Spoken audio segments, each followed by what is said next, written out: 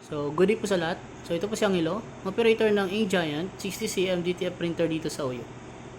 So, last week, nakapag-run po ito ng 141 meters. So, ito po yung head area ko po. So, palagi po nating linisin yung area na to.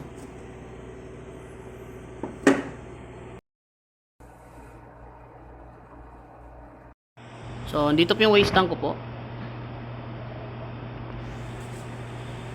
So, yung AVR, saka yung ground. So, yung ink level ko naman po ay tama lang. So, after natin makuha yung printer, so magki-cleaning po tayo. Ang gamit ko po na mode sa cleaning ay normal.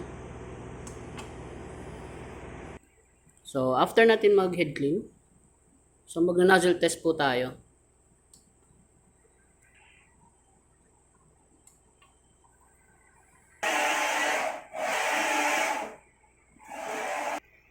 So, i-check po natin yung nozzle kung buo po.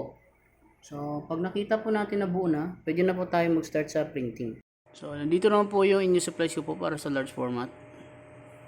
So, as of June 10, so, updated po yung inventory. So, punta naman tayo sa mga na-consume. So, last week, nag-consume po ako ng 2 bote ng white ink, isang 60 by 100 DTF film, 2 packs ng white powder. So, yung isa 1 kg, at yung isa naman po ay 5 kg. So, dako naman tayo sa input.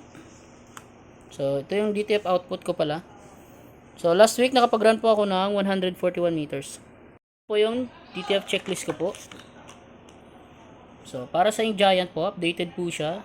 So, yung verifier ko po si Jimmy.